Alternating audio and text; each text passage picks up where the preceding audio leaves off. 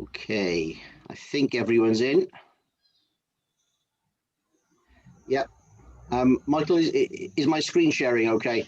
Your screen sharing's okay. Yeah, I'll admit people while you're speaking. Okay, excellent. Thank you, Michael.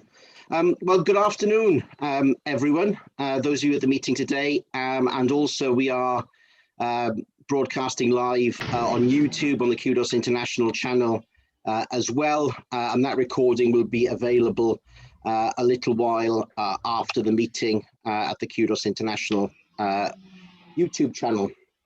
Thank you very much for your attendance today. I hope you've all had a chance to reflect on what we discussed yesterday on the topic of networking with Will Kintish. Today we have a greater selection of speakers.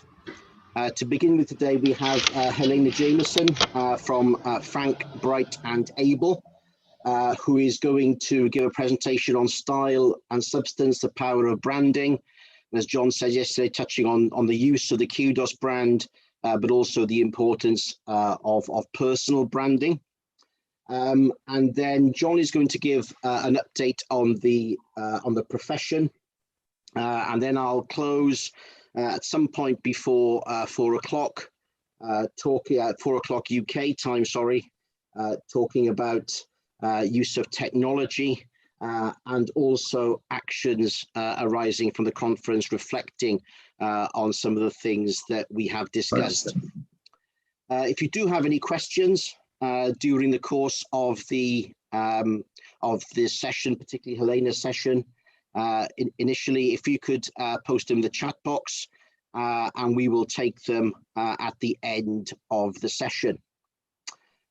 So without any further introduction from myself, I'd now like to pass you over to Helena from Frank, Bright and Able. Helena, are you okay to take over the Absolutely. The screen now? Give me one moment and I will share my screen. Let me go into speaker mode for you all. Wonderful. Can everybody see that okay? Yeah. Wonderful. Well, good morning, good afternoon, good evening. Thank you so much for inviting me to speak at the conference today. It's a pleasure to be here virtually. It's rather a hot day here in the UK. And I hope you enjoy the session, which I've called Style and Substance, the Power of Branding and what it can mean for Kudos member firms. So as Alan has kindly introduced me, I'm Helena Jameson. I'm a Senior Client Director at Frank, Bright and Able. I've spent over 20 years working in brand and internal engagement consultancies, which means I work with clients on their communications challenges, internally and externally. My job is to be the key point of contact between the client and the consultancy or agency that I work for. So in that 20 years, it's flashed by, I've worked both in the UK and the US, both sides of the Atlantic, on rebrands, internal and external campaigns and communications programs. So some big global names through to charities and startups too. I do it because I love working with clients on building authentic brands and being part of a process that turns what is often dry content into something meaningful. We all engage with brands and we're recipients of a huge amount of communications in every part of our lives. And it matters that they resonate and make sense to us. Brands that are built on something authentic and true are more likely to achieve that cut through in all of that noise. And it's my job to work with clients to achieve that cut through. I'm proud to work with some really big business-to-business brands in the world, including the likes of IBM, DLA Piper, Freshels Brookhouse Derringer, Markel Corporation and Toshiba Corporation as well. So I work, as I mentioned, for Frank, Bright and Able. These aren't our names. We're not Mr. Frank, Mrs. Bright and Ms. Able. They're the principles of how we work. We're frank with our clients. We're a small bunch of bright minds and we're able. We roll up our sleeves. We get on with the work. We're brand communication specialists and we are shaped, as we say, to fit our clients' brand, marketing and communications challenges.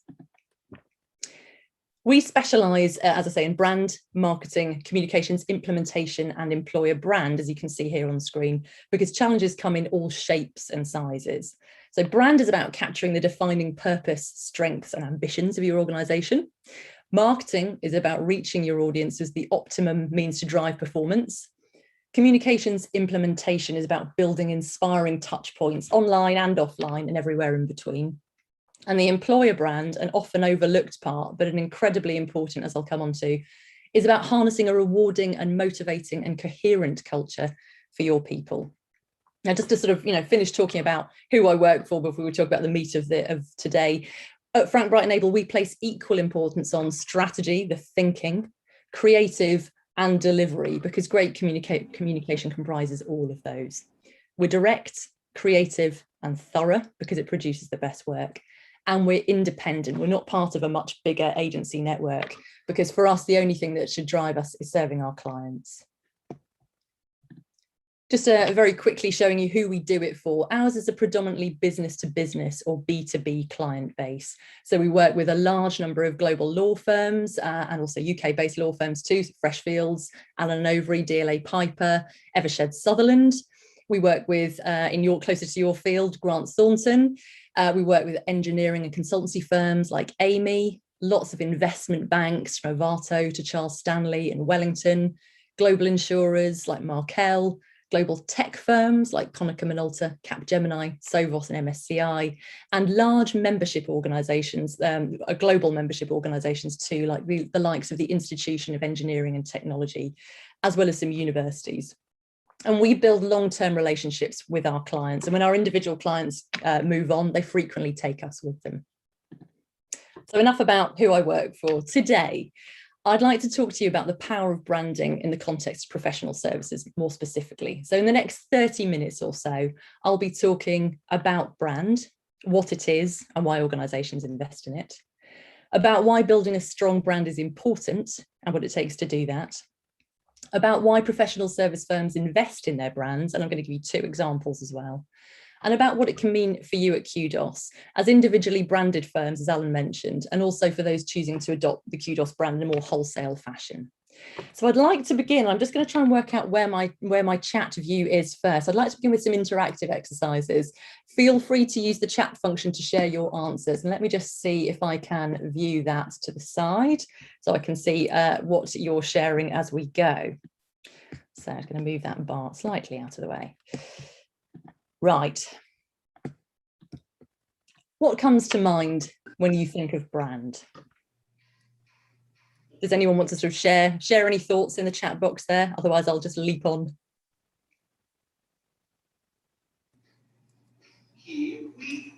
Promise, straight out the gate, John. Thank you. Name and logo, message. Excellent. It's like you've seen my presentation already. Yes, logos, slogans, straplines, colours. Often what happens when you ask people what a brand is, they'll automatically say a logo, but that's really only one very small part of it. But let's test your knowledge on some of these, and we're going to start with some slogans. If I move my chat function, I just want to make sure you can't see that on my screen. Can I just check? What time is it? Lovely. Okay. Birth certificate. Okay, right. So let's move on into this first example. Who can tell me whose slogan this belongs to? Yes, Nike. Thank you, Margaret. And yeah, lots of people. Yeah, fantastic, Maria Camilla. Fantastic. Thank you. Nike. Just Do It is one of the core components of the Nike brand. It was coined in 1988. That's a heck of a long time ago at an advertising agency meeting. Their mission at Nike is to bring inspiration and innovation to every athlete in the world. And by athletes, they basically say, if you have a body, you're an athlete. Their purpose is to move the world forward through the power of sport, breaking barriers, building community to change the game for all. Those 3 little words drive both of those enormous goals. Right, on to another 3 words. More guesses? Good, thank you, Christos. Perfect. John and Margaret, yep. It is indeed Audi. Audi is celebrating 50 years of what they in fact call these 3 little words. It's the world's most famous automotive mission statement, as well as their brand slogan as well. So to the next. Another 3 words.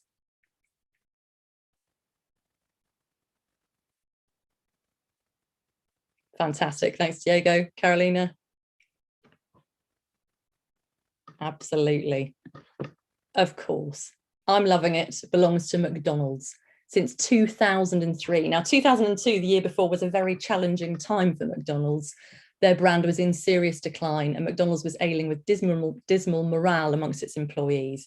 Its stock price had also declined from $40 to under $15. Customers perceived the McDonald's brand to be no longer relevant and franchisees lost confidence in the leadership. The strategy behind these three little words the following year have completely reinvigorated McDonald's and made it relevant once again. It stood them in very good stead since. 2 words this time, the last of the slogans.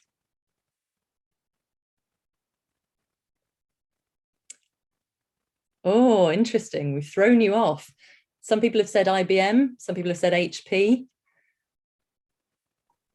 Lots of people saying IBM. It is, in fact, Apple. In 1984, ad agency Chiat Day came up with this. They wanted different, so think different isn't correct grammar, should we say, but they wanted different to be used like a noun. They said that think differently wouldn't have the same meaning. And they were right. There are lots of copycats out there now distorting grammar for that same powerful effect. So some powerful slogans out there. Now, how about some logos? Do you know that 84% of communication is visual? Great. Brilliant. Yeah, everyone's getting this right. It is indeed the smile of Amazon, strong since the year 2000. Now, this smile as an element, it's a smile and it links the A to Z in Amazon. It was a very clever move by Jeff Bezos at the time to keep the cost of product packaging down by using simply the smile as the only designated printed element on a box. Very astute. That's why he's a multi-billionaire now. Another, this may be a little harder. Any quick draw typers out there who know this? Good, Diego, fantastic. John, yes. Yes, it's Rolex. For those of you lucky enough to own one, I don't, but I'm very sad to say. It's one of the most recognizable and successful visual trademarks in the world, symbolizing in that crown shape, power and prestige. Let's go a little closer to home now. Do you recognize this mark? Diego, perfect. Yep. Brilliant. You know your space well, everyone. It is indeed EY, formerly Ernst & Young. Now, that yellow mark known as the beam is the EY logo, and it represents knowledge, reflection, and experience of people producing work that helps build a better working world. That colour yellow, they tell us, represents optimism, light, insight, and energy. And it's a very bold colour in professional services. I'm going to come back to EY a little bit later on. Now, is this a little harder?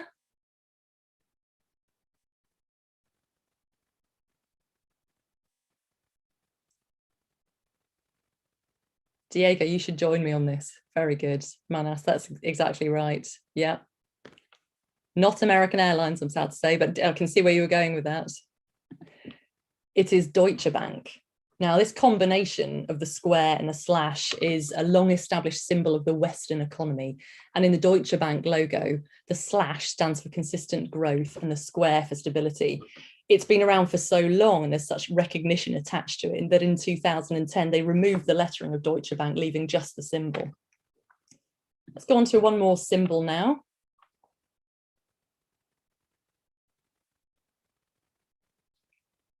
Yeah, 100%. Thank you, Christos. Brilliant. It is, of course, Deloitte. Since 2003, the green dot, as it's known, and they called it their little round mascot.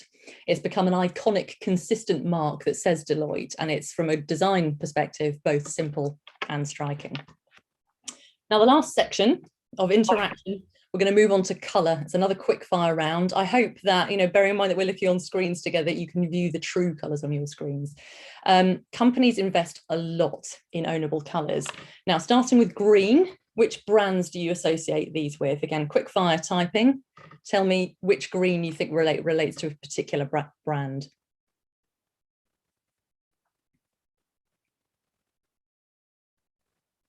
A little harder. People are thinking about it.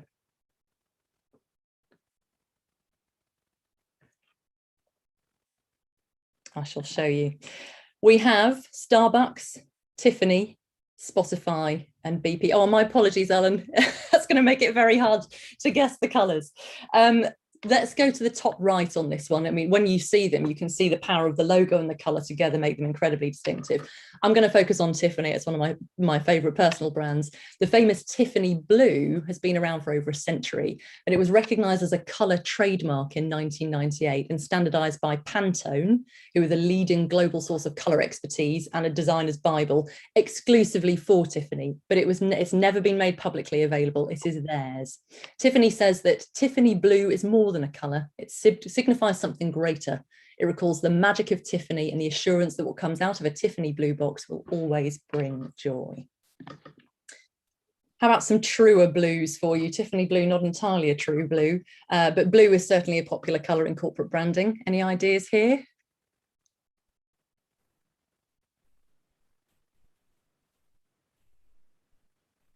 Thank you, John. For some of you who were guessing on Think Different earlier, a number of people said this three-letter company name a number of times. They are very attached to their blue. Let me show you. IBM, Ford. Oh, nice guess on Visa, by the way. Fantastic, Margaret. Yes, absolutely. IBM, Ford, Facebook, and Twitter, all very loyal to their blues. Finally, this is going to be slightly harder. The differentiation between these reds. So let me move on. In fact, I'll give you just 1 second to guess any of these reds. Nice. Yes. Ferrari. Fantastic. Coke. Absolutely. Yeah. Let's show you. And we've got Virgin on Vodafone there as well. So just finishing up on this fun section, I'm going to close my chat function for a moment.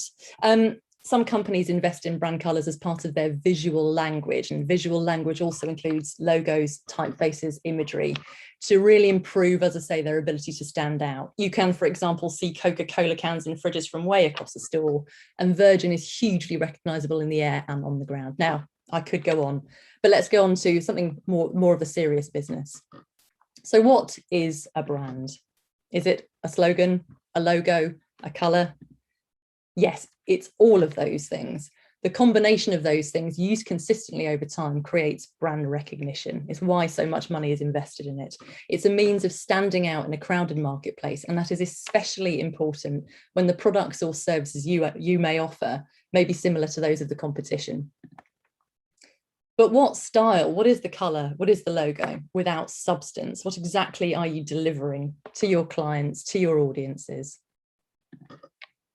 Brand is more than those things alone. It's more than a name, a logo, or a strapline. It's a combination of the products and services you sell, the way you communicate, the way you behave, the environment you create, the experience you offer.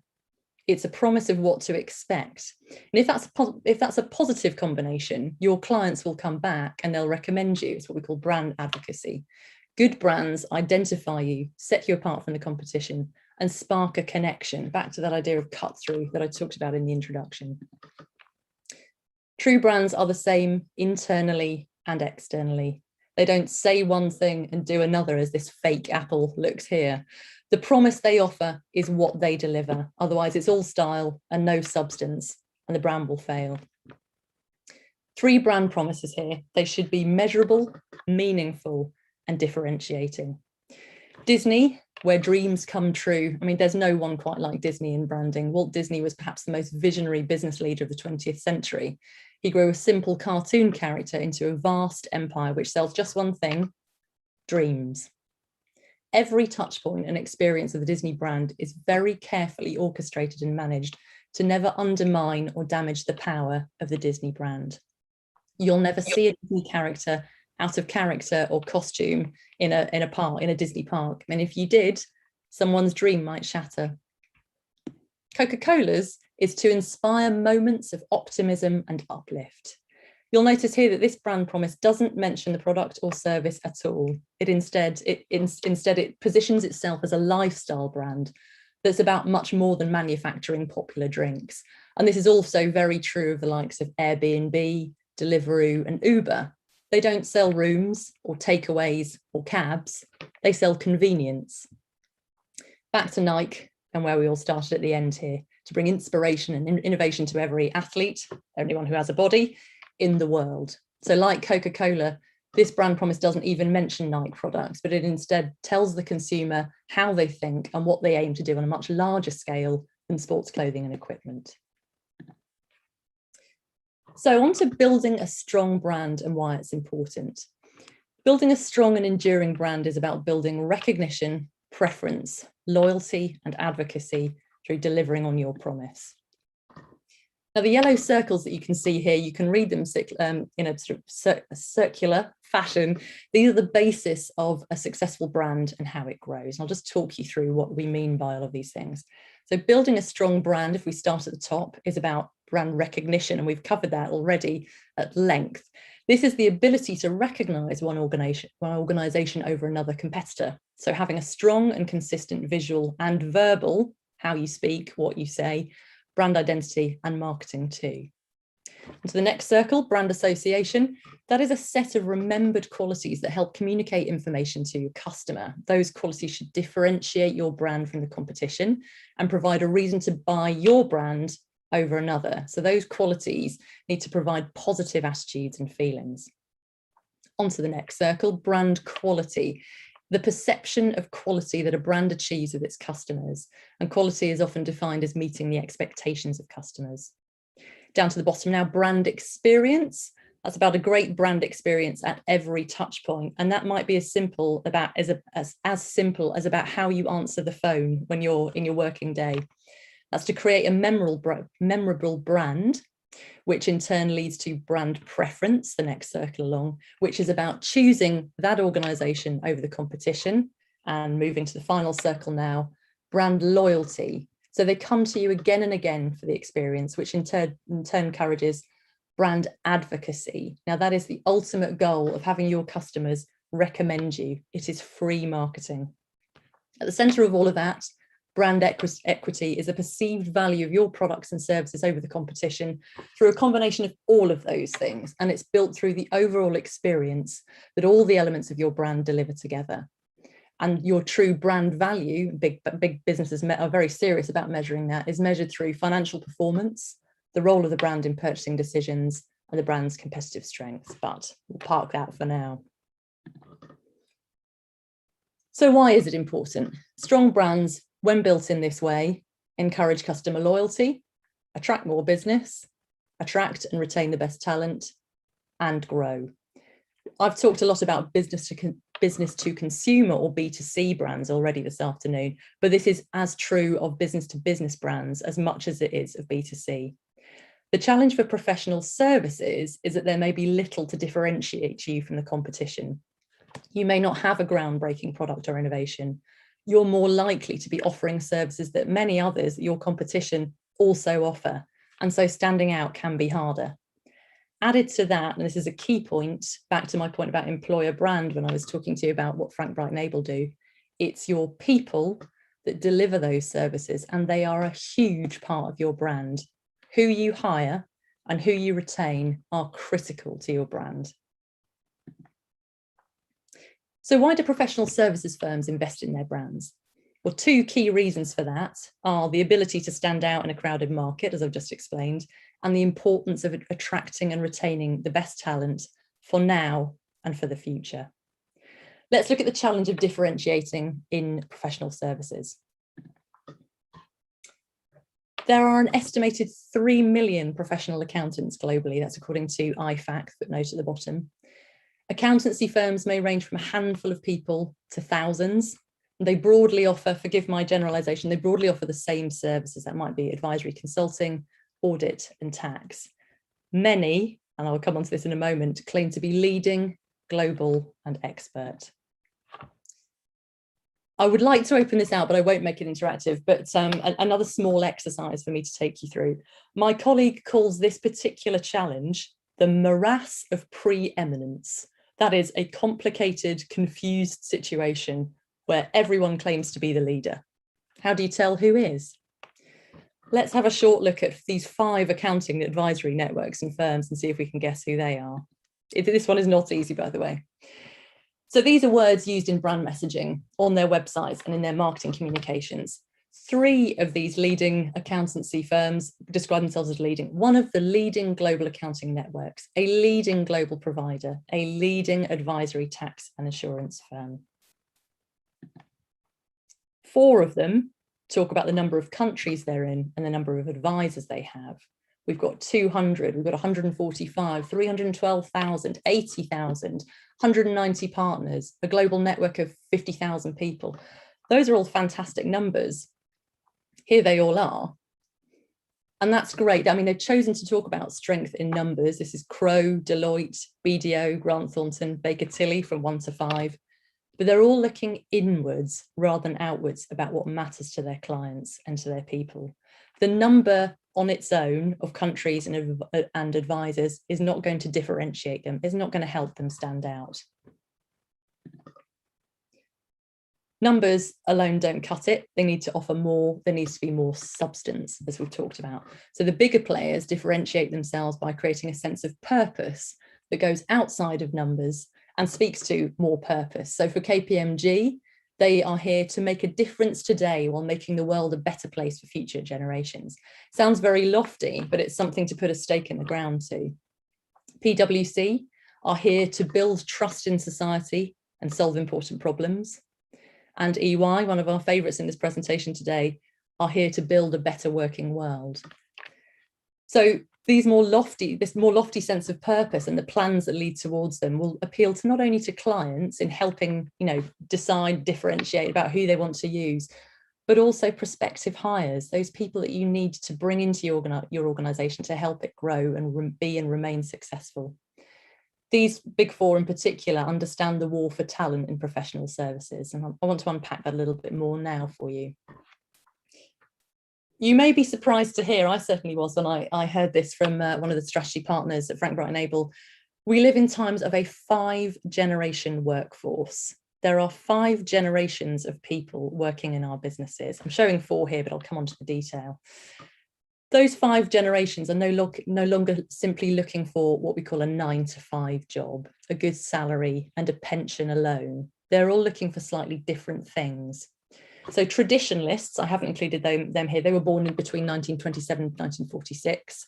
They may still be in the workforce working in their 70s and 80s. It's harder to retire these days. Baby boomers, 1947 to 1964, are asking, how secure is it here? Generation X, 1965 to 1980, are asking of the firm that they go to, what does it say about me? How does it reflect on them? Millennials, born 1981 to 2000, are asking, as they look for a good place to work, what's in it for me? What do I get out of it? And Generation Z or Generation Z, the newest generation who were born between 2001 and 2020, those won't quite be in the workforce yet, are very purpose focused. What's the purpose and does it resonate with me? You need to be candid, authentic, and to stand for something. Professional services brands need to stand for something to attract these people. I mean, I won't read out all of these, but millennials want that cultural fit. They want to understand the big picture. They want a flexible approach. They want a community. They value purpose over profit. Gen Z have this powerful belief that they can and will change the world. They want to embrace individuality and have the ability to process information swiftly too. We need to speak to and appeal to very broad-ranging types of people now, diverse. Pausing that thought now, I'd like to take you through 2 short case studies of some familiar names in your space, EY and RSM. Now, these 2 businesses have made significant investments in their brand in recent years, and they have reaped the rewards. And I want to talk a bit about that now. So EY, as I'm sure you know, is a multinational professional services network. It has over 300,000 employees in 700 offices and 150 offices worldwide. 491 member firms in June 2020.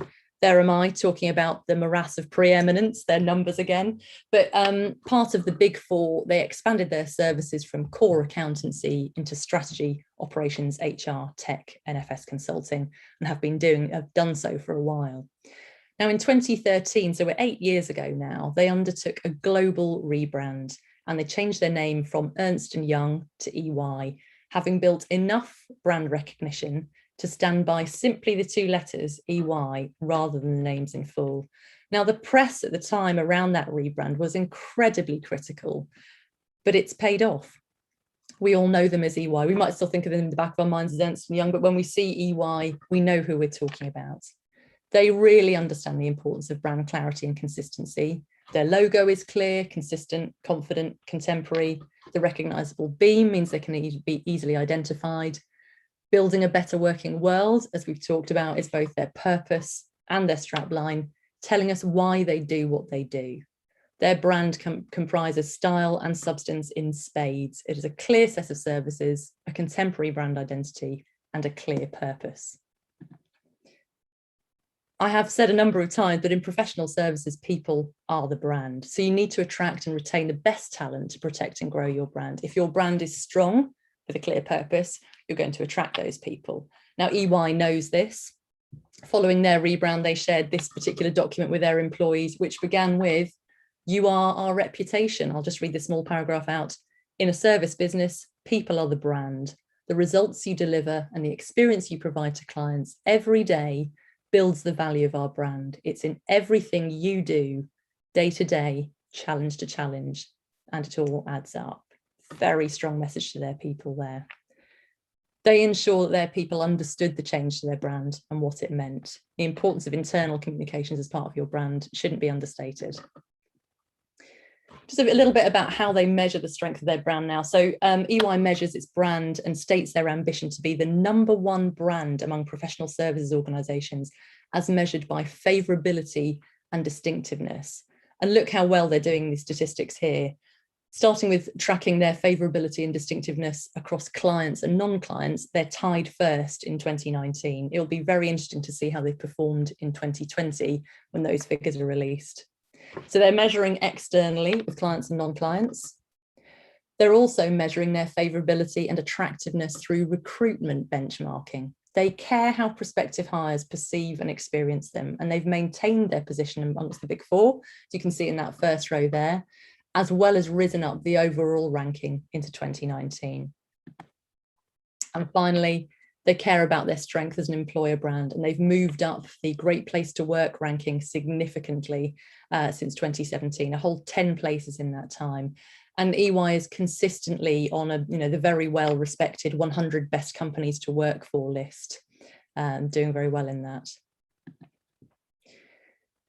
EY measures its success using what they call their long-term value framework, which means they measure their success in terms of more than money. The areas of their framework are the human and people value, commercial and client value, social value, and financial value.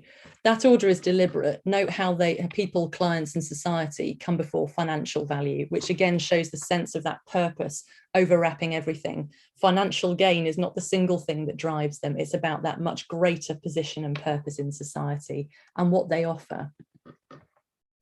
For EY then, investing in their brand means that they have a brand that supports their ambition for themselves and for their clients, a brand that attracts and keeps the very best people, a vision, purpose, and identity that's consistent across their more than 491 member firms. It's an impressive story.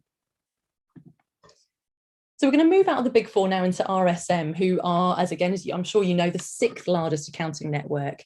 They operate in 120 countries and have 820 offices and 48,000 people. Just cover off the numbers again there. Uniting in adopting a global brand and reaping the rewards. This sums up everything that they've achieved, really. On the 26th of October in 2015, RSM audit, tax and consulting firms across the world adopted the name RSM and united under a single global brand, the slogan of which is "the power of being understood." That single brand enabled RSM to reinforce its global strength and international service capability. In its first full year of operating as a unified global brand, they reported a 7.6% fee income growth. They achieved a 20% increase in cross-border services to internationally active middle market clients, and over 70% of RSM firms reported growth in 2016, with fee income showing growth across all regions. The numbers speak for themselves.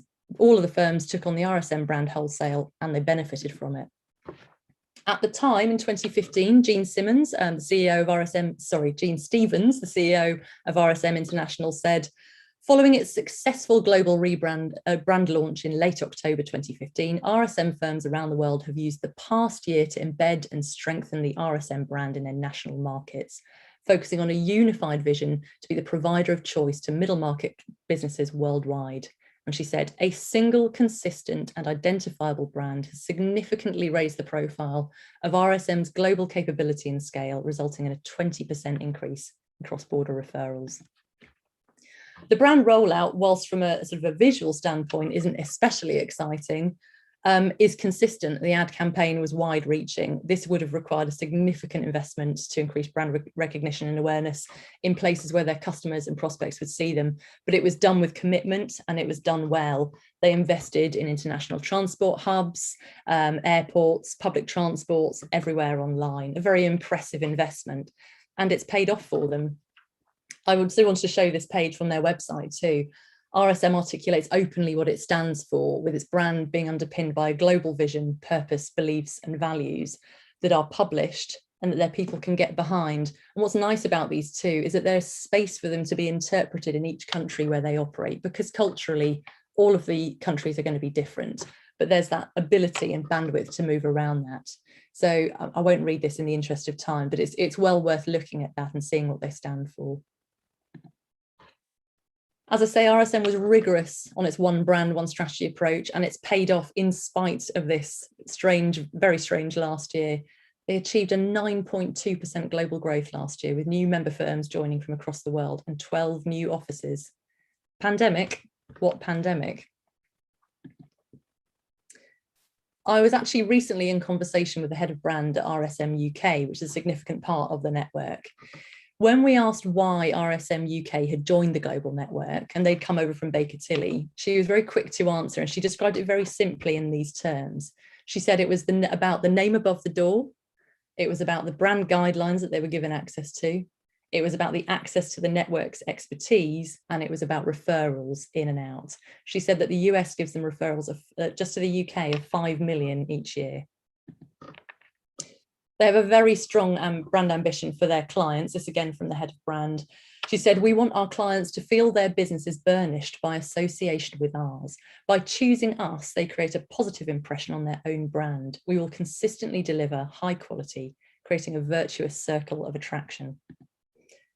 And for their people too. She said, today we are bigger, we believe we are better, with better resources, skills and experience. We have a lot more self-confidence and self-belief, and we want to be a brand that people, not just our clients, aspire to choose. So all of this bolstered by that leap of faith in 2015, or more of a calculated decision to unite under a common brand. So to the final portion of my presentation, sharing a common brand, associating with a common brand. To you, to Kudos. You're on a journey, and you're all on different journeys as individual firms. Some of you are further along and have embraced the Kudos brand. Others have more established individual brands, and you're not on that journey, not on the same journey. However, association is, as I'll show you in a minute, will give, there's a very strong halo effect here. I wanted to talk a little bit about why sharing a common brand matters, and particularly why now. We all talk about the effect of the last year, but there are some additional considerations that have come out of 2020, 2021 that we all need to be aware of.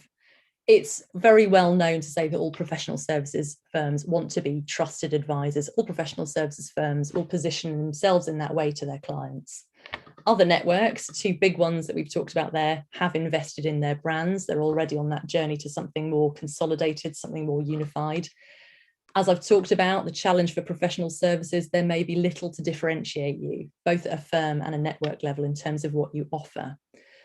The pandemic has removed barriers between global and local, where a year and a half, 2 years ago, we might have relied on being, just around the corner from our clients, or in the same town or in the same locality. Everyone is local now. We're all on Zoom, we're all on Teams. There's much more competition. Smaller firms are also, as I'm sure you recognise, heavily challenged by new entrants in the marketplace, offering technology, the digitalisation of services and AI, all of which replacing functions previously done by people. So how do you demonstrate and place importance on the quality of what you offer? Back to the 5G, 5 generation workplace too, your clients and your workforce are getting younger, not just the people you're hiring, but the people who who you want to sell to are getting younger. They're going to look for more choice, better options, a sense of purpose, and a brand they can relate to. And finally, on that same point of generationally, there are lots of firms facing the challenge of succession planning. This is a daunting prospect. These points aren't going to go away. So how will you face these challenges individually? What do you have in common at Kudos? I've done a little bit of sort of reading around. I've had some documents, some communications shared with me. It's very interesting reading. 35 member firms. You're all chartered accountants. You are quality professionals. You pride yourself in strong client relationships. And you value, as part of Kudos, you value the quality reviews and updates and the technical support. You're also already on a brand building journey. Again, you might not be, taking on the Kudos name or taking on the Kudos visual identity, but that sort of strong halo effect of association is taking you as a network forward together. So let's go back to our model. Association with the Kudos name, not necessarily taking it on, and also association with the visual brand gives you a recognizable go-to-market identity. So at the top, brand recognition. You've started to move there. Together as a network, you're both local and international, and that forum of firms piece that you have as well is a major differentiator for you, as it's for quality assured firms only. So that leads into the brand association, quality and preference circles 2 and 3. You've got a shared interest and focus on quality, client service and care. So the importance of that brand experience, what you offer your clients. And you have articulated by your side as your brand promise. And that's a means of connecting with your clients and employees in a really human way. AI, technology, digitization aside, by your side feels very human and feels rather differentiating. So you've got the brand experience and the key differentiator, which can in turn lead to loyalty and advocacy. So again, even if you choose not to adopt the name and the brand, these are some powerful building blocks. So I want to touch on the final few minutes of this presentation, what you've got to work with to build the power of not only your own firms by association, but the network itself. Kudos logo is about your global nature, prestige and strength. It is recognizable, clean, modern and professional. Here's what you stand for. You've got some messaging that you can use in your communications and tailor in with what you've got and mesh in with your own individual brands as well.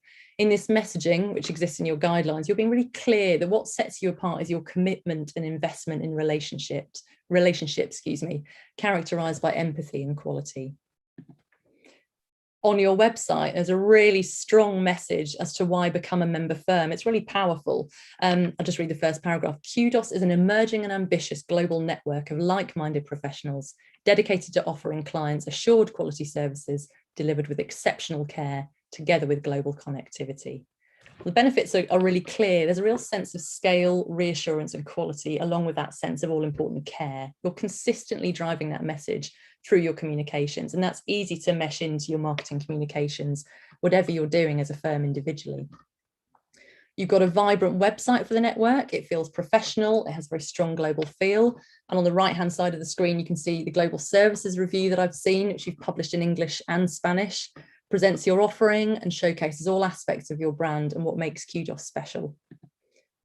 You've got a very strong set of brand identity guidelines, which I think were launched last year, that give you so many tools to work with, not only from the messaging, but how to apply that visual brand identity to the extent that you want to some really great downloadable assets for Kudos and the forum of firms, logos, plus stationery, email, signatures, PowerPoint template.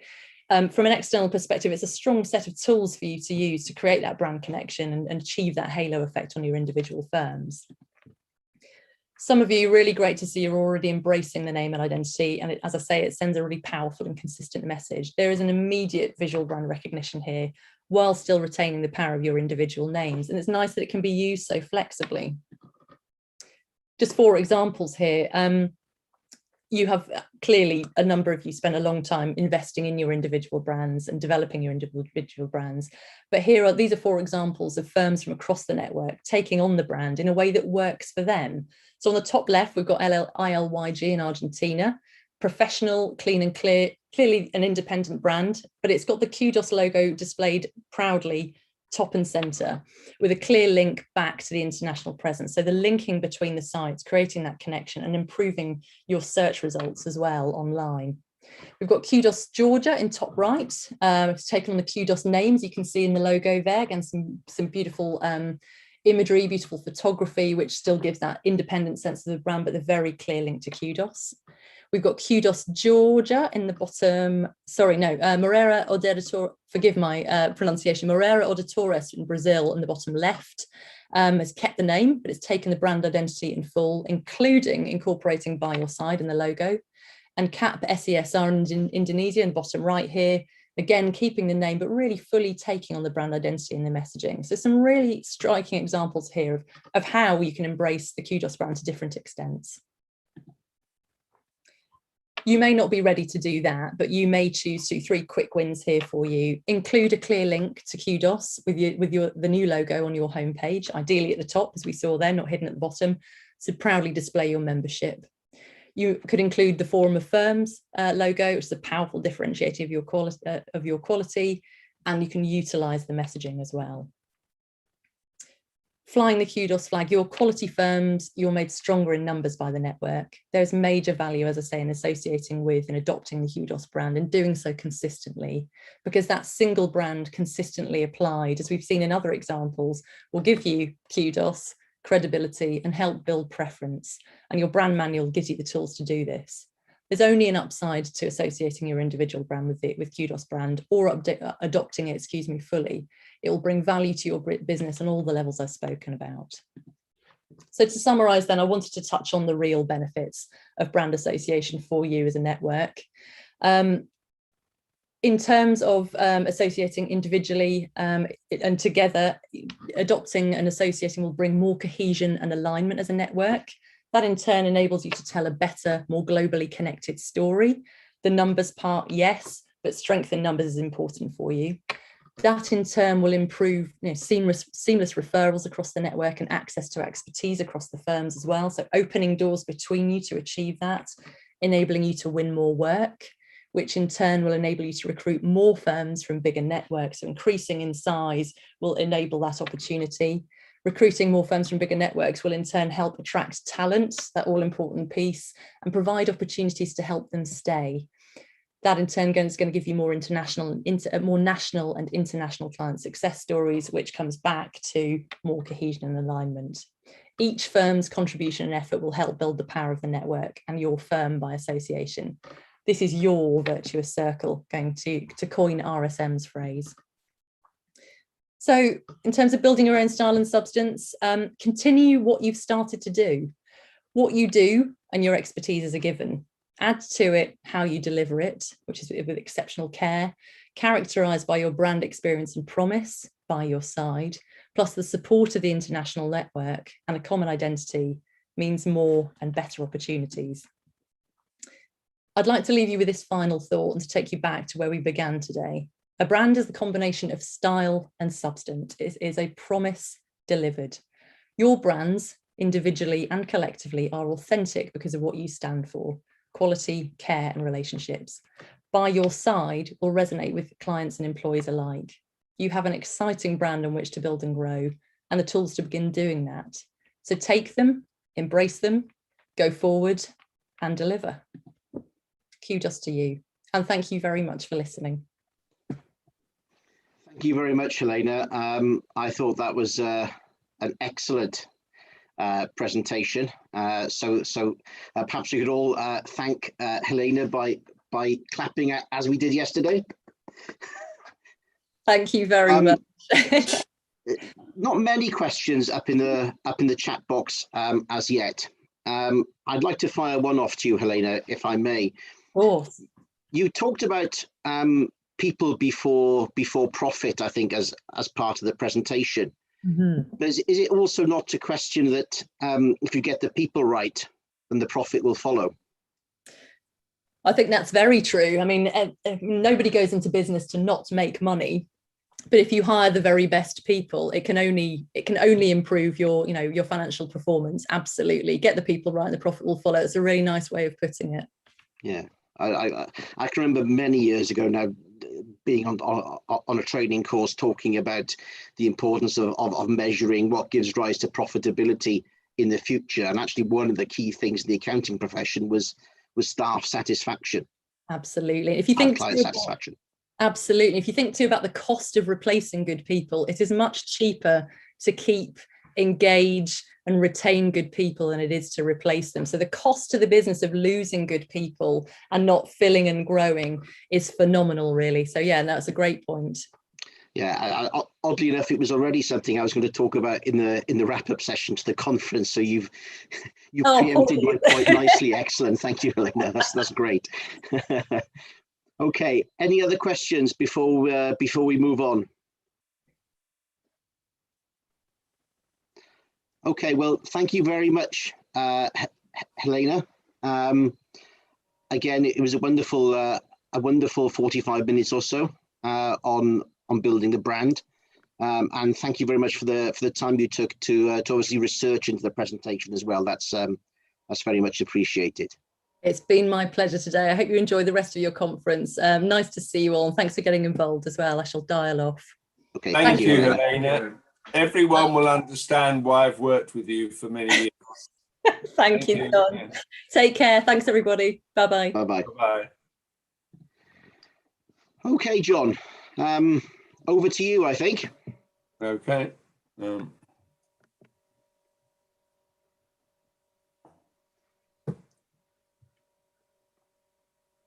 me.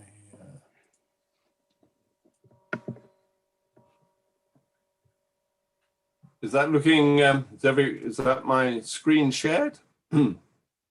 Yeah, that's fine, John. Okay. Hello, everyone. I really apologize about my my voice. I had a bug given to me by a young grandchild, and I still have a rather croaky voice, but I'll try my best. I'd just like to cover very quickly our future in the post-COVID world. I'm sure many of the things I will be sharing with you, you are already considering, but I think it's useful just to summarize where we are. Back in March, I did write an article for the International Accounting Bulletin about surviving the COVID problem. And I compared it to, as a sailor, I am a sailor, I compared it to survival tactics we use when we face a storm. And really, the accounting profession was quite a lucky industry. We weren't so damaged like airlines or hotels. We had, whoops, it's too sensitive. We had two very keen, clear survival tactics.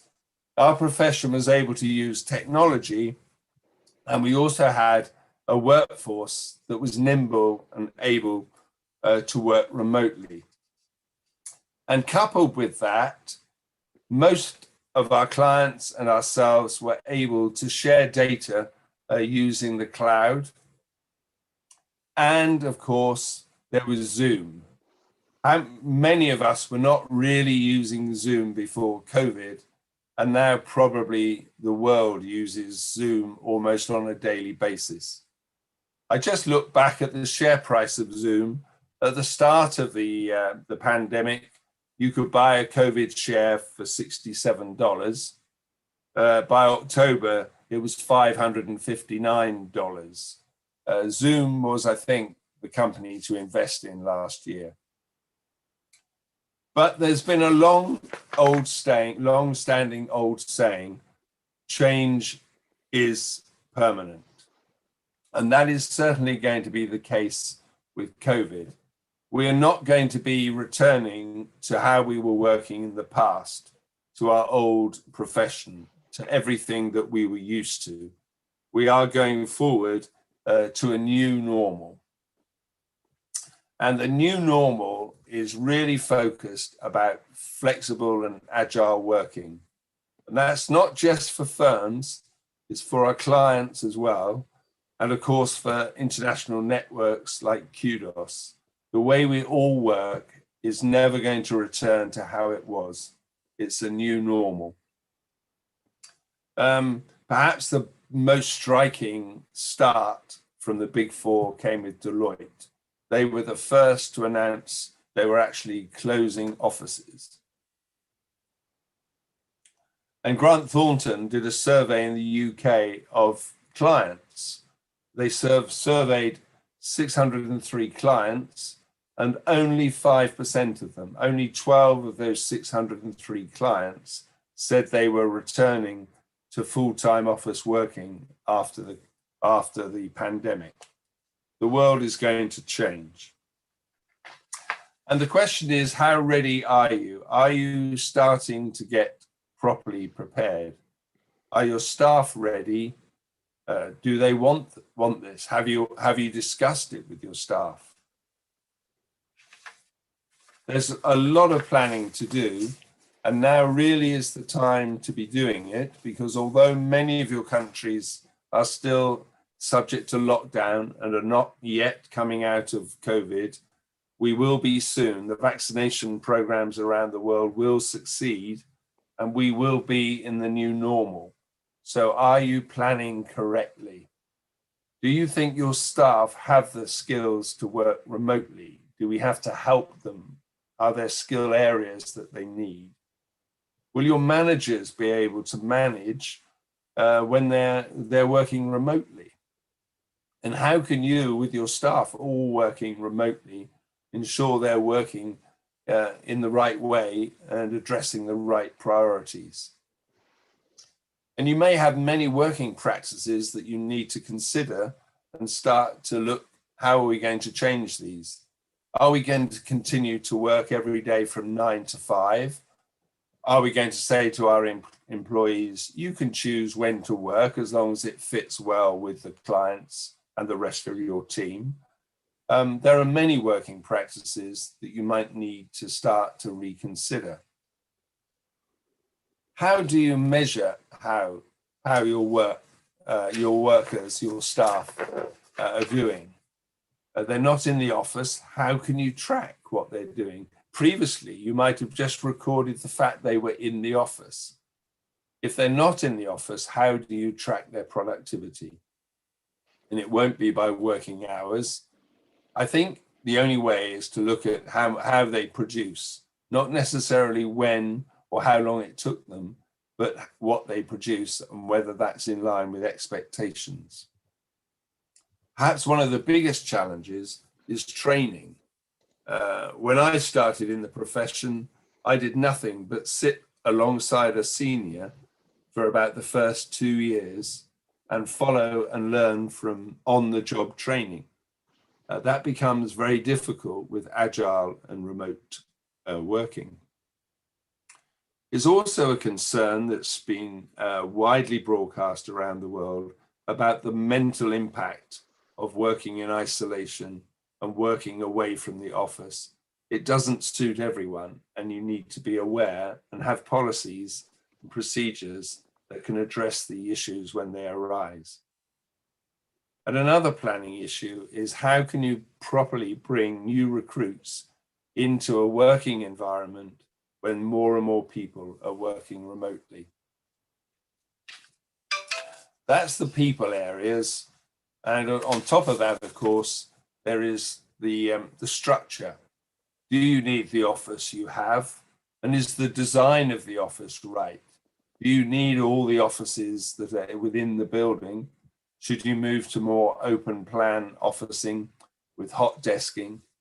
These changes need to be implemented if you're going to be working efficiently. I'm going to touch a little bit on technology, but I know that Alan, who's a much greater expert on the detail than me, is going to follow up after this. But certainly there'll be a lot of technology changes you'll need to look at. Are you able to handle adequately remote audits? Are you happy about how secure your client data is when it's being carried by your staff away from the office? Remote audits, and this is where Alan will come in, just to touch on artificial intelligence, machine learning, how the heavy lifting is getting taken away by technology, data analytics. The great thing, of course, of the way that we can provide advice to our clients now and be by their side is the fact that most clients and accountants work in the cloud, and we can give real-time advice to our clients online, away, and remotely, not just on audit, but accounting, on tax. We can keep all their records at hand remotely, whether we're at home, in the office, or working elsewhere. So that really concludes it. It is now time to really make sure you are planning for the new normal, even though we're not quite there yet. And the great advantage of the Kudos commitment is exactly what clients need at this point. Clients right now, they're going through the same change. They need accountants that are by their side. They need accountants that they can trust and are building a long-term relationship with them. They need everything we promise within our brand on our Kudos website and in the Kudos brand identity kit. So that's all I'm going to say about the future, but there's an awful lot of work to be done, but we're in a great position. The accounting profession has weathered this storm, but we need to make sure we're well placed for the future. Thank you very much. I'm very happy to take any questions, either now or subsequently. Thank you all. Any questions for John before we move on? Okay. Here we go. Okay, let me move on to talk about what John just promised in terms of technology matters then, and also a wrap up to talk about to reflect on what we've learned and discussed over the last 2 days. I hope you can all see my screen now. I think technology, as John's already touched on, will play an increasing role in the way in which not just that accountants such as ourselves provide a service to the clients, but also increasingly, of course, the way in which we effectively obtain services from our staff, the way in which staff work themselves will become increasingly reliant upon technology, and in part that's a theme that I'm going to come on to in this last session: the importance of looking after staff and remembering them in this era of technological change. But before we move on to look at staffing issues in particular, one of the key changes moving forward into the new normal as a result of the pandemic and as a result of technological change is that conferences and meetings, as we discussed in the session yesterday with will actually change. One of the most important ways of marketing a practice that I've spoken to firms here in the UK about over the last 25 years is the idea of actually having client seminars. And I know it's something that we have assisted a number of Kudos firms within the past as well. Delivering a seminar or even a series of seminars to clients to help you to improve your brand, to give you that sort of aura of Kudos and expertise.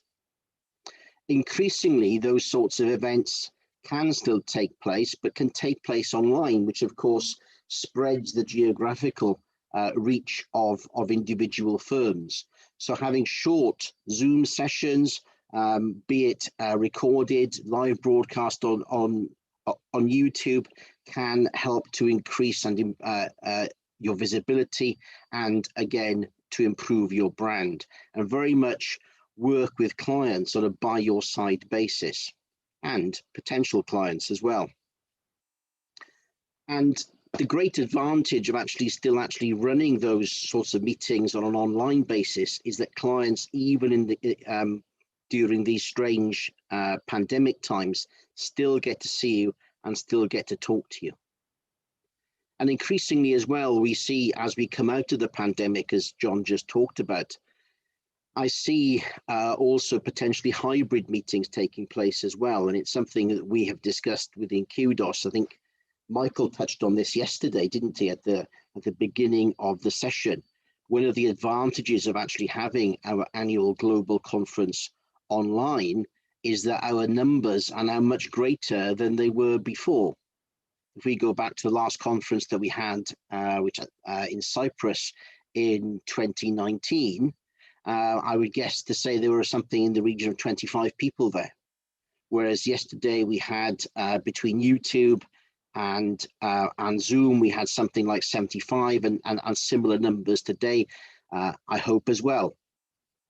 So numbers are increasing, and part of that comes from staff attendance and the ability to actually bring staff as well as the directors and partners of individual firms into the conferences, making them feel part of the Kudos family. And that's something we are not going to lose sight of as we move future, as hopefully, maybe not next year, but hopefully in 2023, we start to have face-to-face meetings again.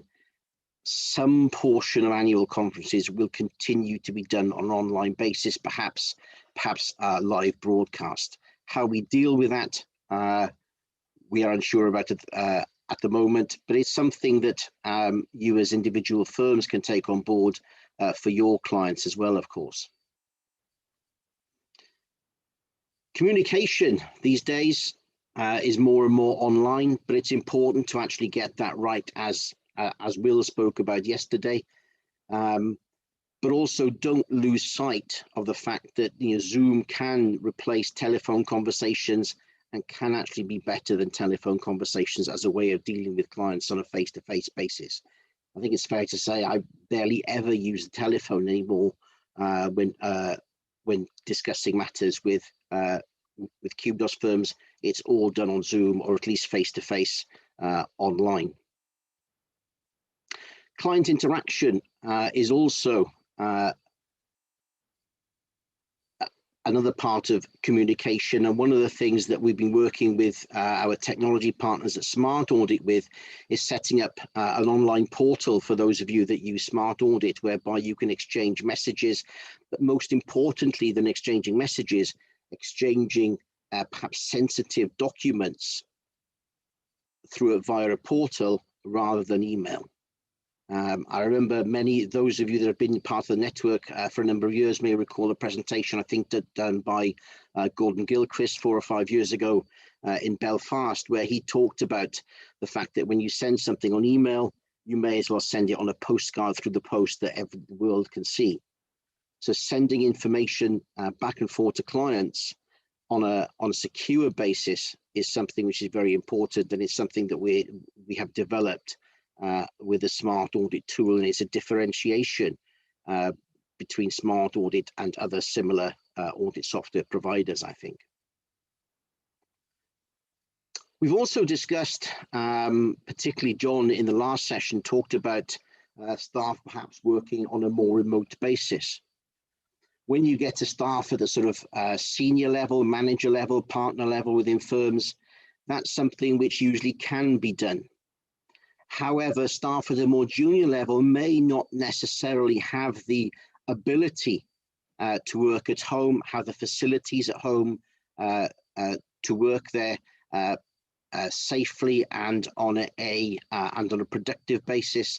So that's something that firms in some areas of the world may need to look at very, very carefully indeed. And remember that the ability to work at home is really a privilege, particularly, of course, at the moment.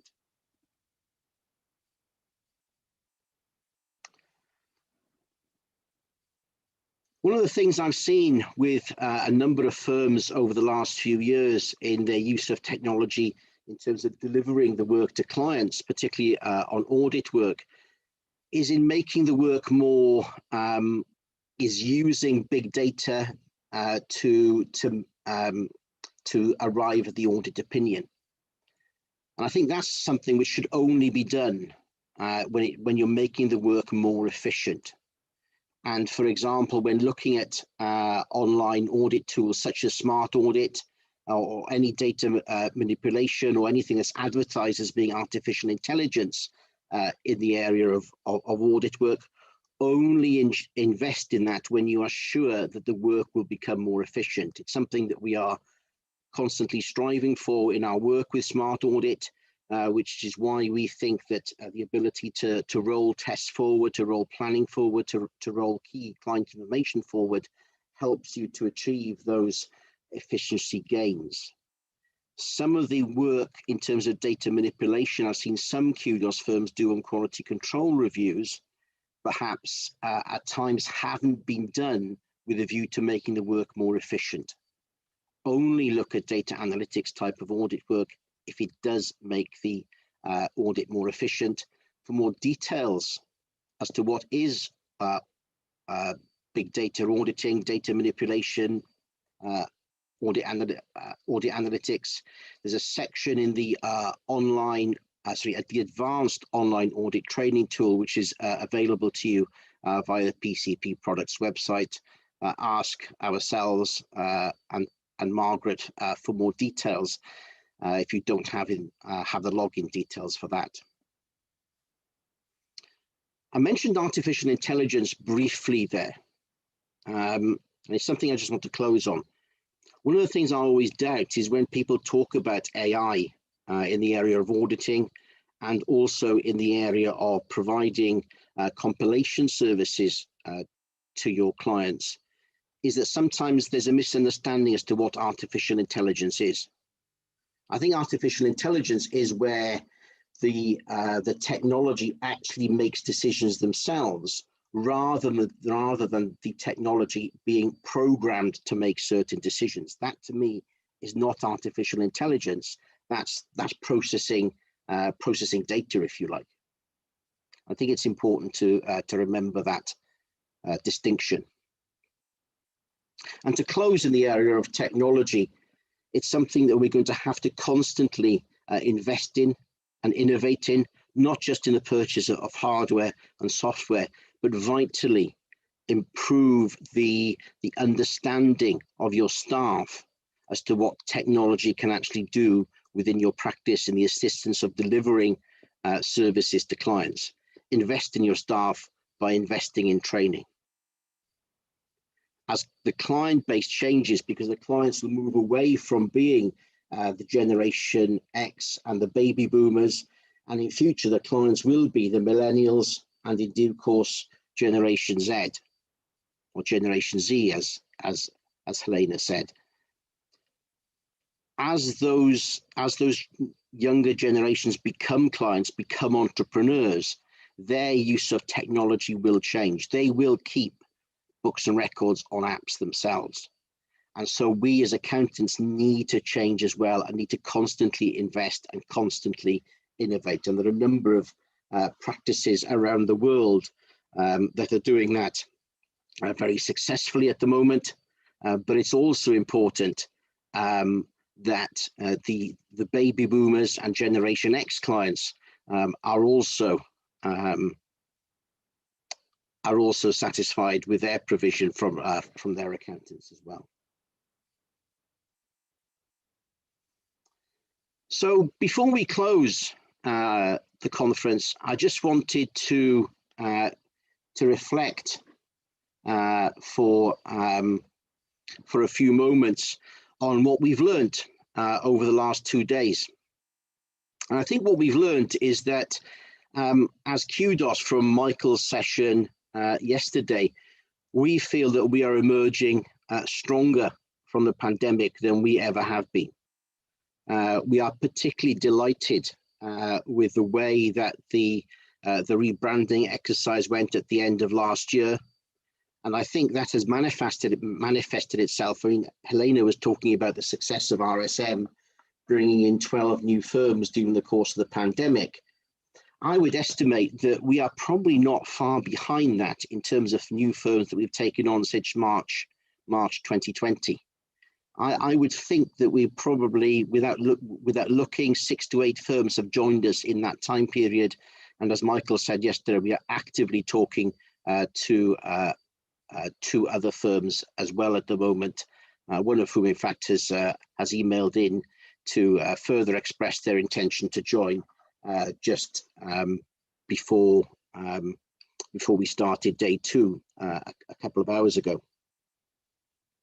However, as we've discussed, particularly in Will's session yesterday, firms do need to work on issues such as client service, but more importantly, and coming out, it was something which I'd already picked up from Will's session yesterday, but also Helena's session today, and also talking particularly to some of the firms here in the UK recently, that staff retention and staff recruitment is a really key issue moving into the future.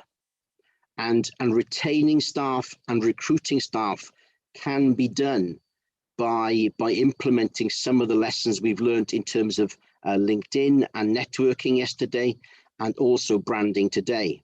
So when thinking about the importance of using the by your side strapline, perhaps extending that, we originally created that strapline with a view to serving clients, but we can also emphasize to staff that we are working by their side as well when providing professional services to our clients. So by your side doesn't just apply to clients, it can apply to staff as well. And LinkedIn can be used to recruit staff. I actually did probably the first face-to-face quality control visit with a Kudos firm for close on 18 months. Just yesterday and the day before. It was with one of the firms that are very close to geographically to me here, so there was no need to travel very far. And it was very clear from visiting that practice that staff recruitment is a real problem at the moment, and I guess it's the same around the world as well as staff retention. And rather than paying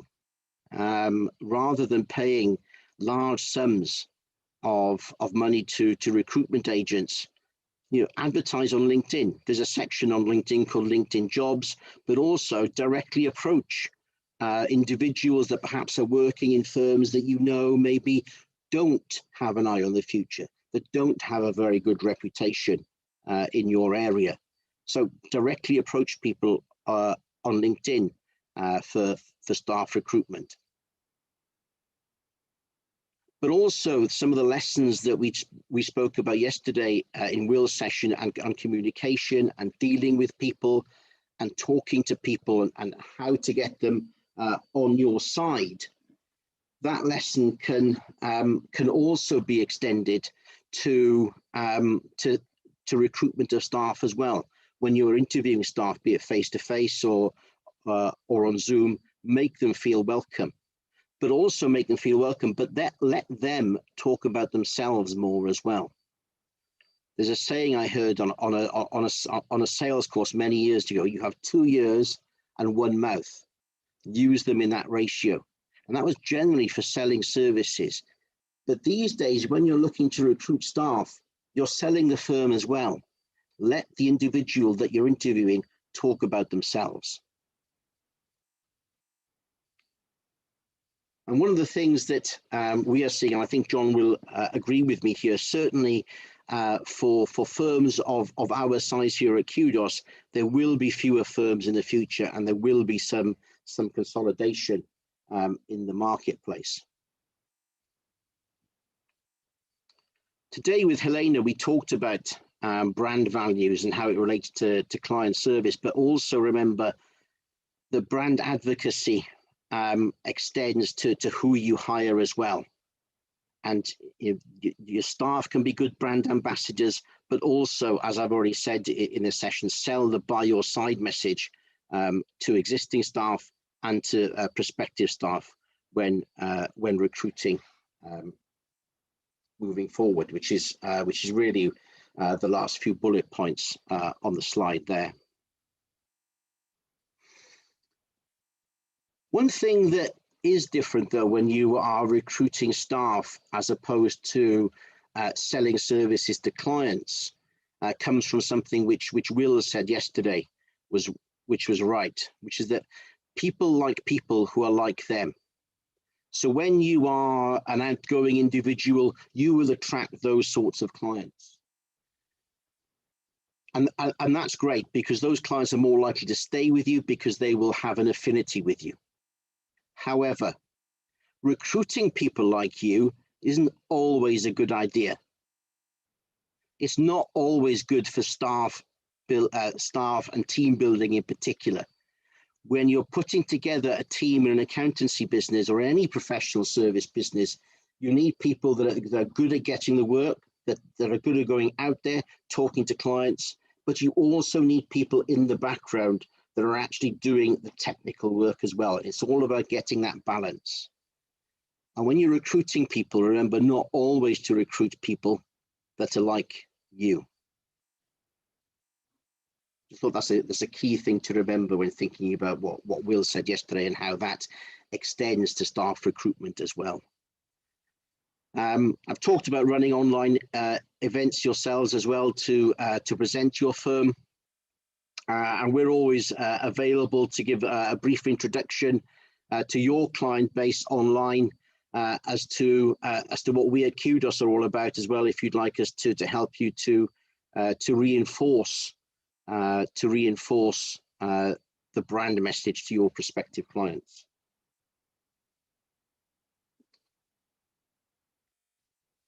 Okay, any questions before we close off to finalize with? I think we will be asking for feedback on the conference in due course. Please complete the feedback, but also let us know any future sessions. We're not making any promises that we will run all of these, obviously, but future session ideas are always very welcome.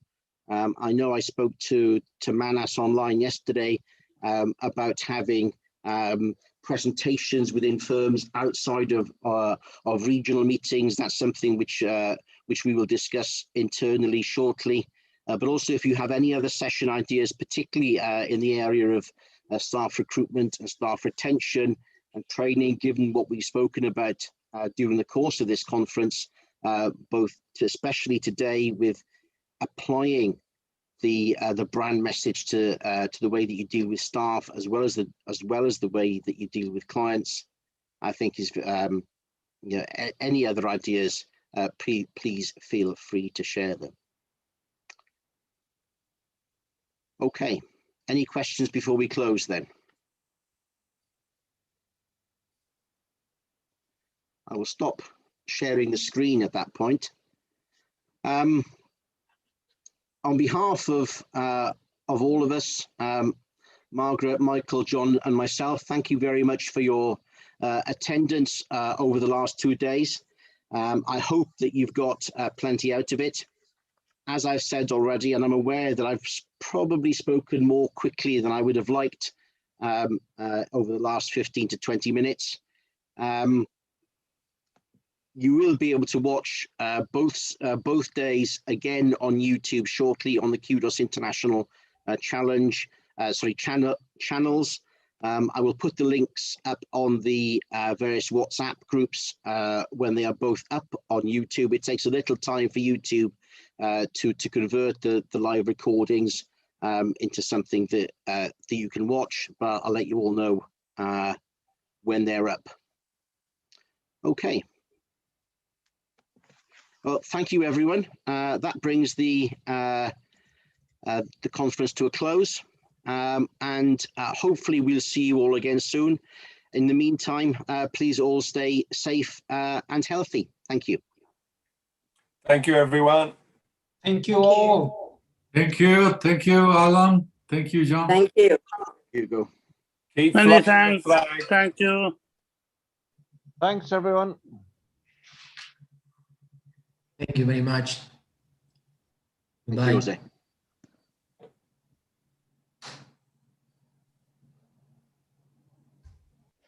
Thank you.